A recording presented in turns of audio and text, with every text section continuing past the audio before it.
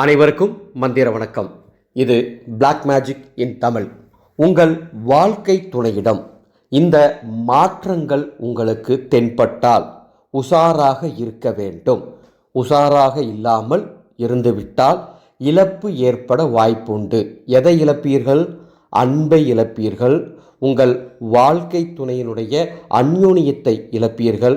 ஏன், உங்கள் வாழ்க்கை துணையே பிரிந்து போவதற்கெல்லாம் வாய்ப்புகள் வர சாத்தியம் இருக்கு. ஒரு தகவலை சொல்லிடுறேன். இறைசக்தின்னு ஒன்று இருந்தால் அதற்கு எதிர்ப்பதமான தீய சக்தின்னு ஒன்று இருக்கத்தான் செய்யும். நல்லதுன்னு ஒன்று இருந்தால் அதற்கு எதிர்ப்பதமான தீயதுன்னு ஒன்று இருக்கத்தான் செய்யும். இறைவன் மீது, மாந்திரிக கலை மீது நம்பிக்கை இருக்கிறவங்க மட்டும் இந்த ஆடியோ கேளுங்க. மற்றவர்களுக்கு இந்த ஆடியோ ஏற்ற ஆடியோ அல்ல. சரிங்களா? உங்கள் வாழ்க்கை துணையிடம் என்ன மாற்றங்கள் தெரிந்தால் நாம் உஷாராக இருக்கணும். 10 விஷயம் சொல்ல போகிறேன்.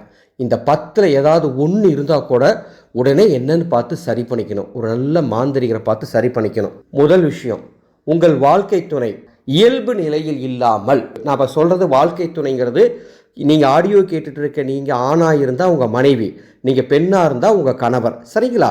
அவங்கள தான் நான் வாழ்க்கை துணை மென்ஷன் பண்ணுறேன். உங்கள் வாழ்க்கை துணை இயல்பு நிலையில் இல்லாமல் அவர்களது நடவடிக்கைகளில் மாற்றங்கள் இருந்தால் கவனமாக இருக்கணும். ஏன்னா உங்களுக்கு நல்லா தெரியும் உங்கள் வாழ்க்கை துணை எப்படி நடந்துப்பாங்க, எப்படி அவங்க எல்லா விஷயத்துக்கும் ரியாக்ட் பண்ணுவாங்க அப்படின்னு உங்களுக்கு நல்லா தெரியும்.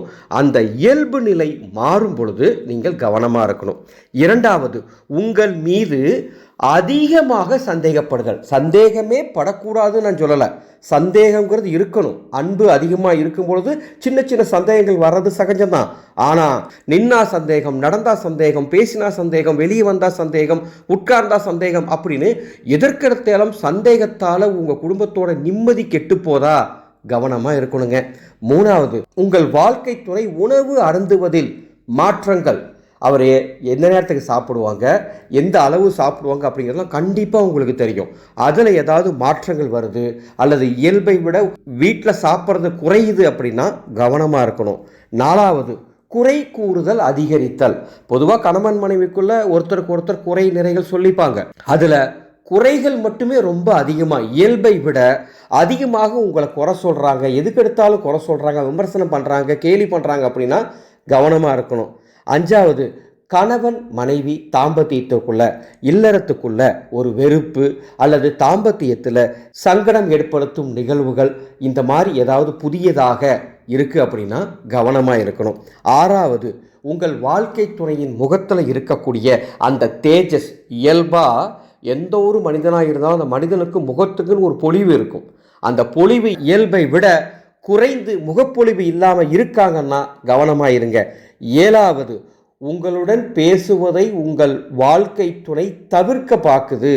அதிகம் பேசாமல், பழைய மாதிரி இல்லாமல் அதிகம் பேசாமல், கேட்ட கேள்விக்கு மட்டும் பதில் என்னன்னா என்ன அப்படின்னு தவிர்க்க பார்க்குறாங்கன்னா கவனமாக இருக்கணும். எட்டாவது விஷயம், உங்கள் குழந்தைகள் மீது அக்கறையும் அன்பும் குறைவது அல்லது அவர்களிடம் மட்டும் அக்கறையும் அன்பும் காட்டி உங்கள் மீது அன்பும் அக்கறையும் குறைவது. இது ரெண்டில் எது நடந்தாலும் கவனமாக இருக்கணும். ஒன்பதாவது, உங்கள் வாழ்க்கை துணை இரவில் சரியாக தூக்கம் இல்லாமல் நடந்து கொண்டிருப்பது அல்லது அமர்ந்து புத்தகம் படித்து கொண்டிருப்பது, சதா ஏதாவது தனிமையில் சிந்திப்பது, இந்த மாதிரி நடவடிக்கை இருந்தால் கவனமாக இருங்க. இறுதியாக, உங்கள் வாழ்க்கை துணை தூக்கத்தில் உளறுவது அல்லது திடீர் என்று கத்துவது. அதாவது இவ்வளோ நாள் இல்லாமல் சமீப காலத்தில் மட்டும் உங்கள் வாழ்க்கை துணை திடீரென்று கத்துறாங்க அல்லது தூக்கத்தில் உளர்றாங்கன்னா கவனமாக இருக்கணும். இந்த 10 அறிகுறி சொல்லியிருக்கேன்ல, என்னவா இருக்கும் இந்த 10 அறிகுறி? நான் சொல்கிற விஷயத்தில் ஏதாவது ஒன்றா இருக்கும். என்னவா இருக்கும்? உங்கள் வாழ்க்கை துணைவரின் மனதை வேறு யாரோ தீய சக்தியின் மூலமாக மாற்றி இருக்கலாம், அல்லது முகமாற்று அப்படிங்கிற ஒரு வித்தை இருக்கு. முகமாற்றின் மூலமாக ஏதாவது ஒரு தீயவனை ஏவப்பட்டிருக்கலாம், அல்லது துர்சக்தி உங்கள் வாழ்க்கை துணையை மீது பீடித்திருக்கலாம். அதாவது துர்சக்தியினுடைய தாக்கத்தில் தீய ஆவிகள், பிரேத ஆத்மாக்கள், திருமணமாக இறந்த கன்னி ஆத்மாக்கள், இப்படி அதனுடைய தாக்கம் உங்கள் வாழ்க்கை துணைக்கு வந்திருக்கலாம். 4வதாக, யாராவது உங்களை பிடிக்காதவர்கள், உங்கள் குடும்பத்தை வெறுப்பவர்கள் அல்லது வேறு ஏதேனும் ஆதாயத்திற்காக உங்கள் வாழ்க்கை துணையிடம் நெருங்க வேண்டும் என்று நினைப்பவர்கள் சில தீய மாந்திரிகள் மூலமாக மருந்துகள் அப்படின்னு சில விஷயங்கள் சொல்லுவாங்க. நீங்கள் கேள்விப்பட்டிருப்பீங்களான்னு எனக்கு தெரியல. அந்த மாதிரி விஷயங்களை உங்கள் வாழ்க்கை துணைக்கு தந்திருக்கலாம். இதில் ஏதேனும் ஒன்றாக இருக்க வாய்ப்புண்டு. இது உங்களை பயமுடுத்த சொல்லலை. இந்த மாற்றத்தில் ஏதாவது ஒன்று உங்கள் வாழ்க்கை துணையிடம் இருந்தால் உடனே என்னன்னு கவனிக்கணும். குலதெய்வ கோயிலுக்கு போய் வாக்கு கேளுங்க, அல்லது உங்கள் குலதெய்வ கோயிலில் போய் என்னென்னு பாருங்கள், அல்லது உங்களுக்கு தெரிஞ்ச மாந்திரிகரை அணுகி என்னன்னு அதை பார்த்து, அல்லது அவங்க ஜாதகத்தை பார்த்து, இப்படி ஏதாவது ஒரு ரூபத்தில் ஏதாவது ஒரு தீய வினையின் தாக்கத்தில் உங்கள் வாழ்க்கை துணை இருக்காங்களான்னு பார்த்து சரி பண்ணிக்கோங்க.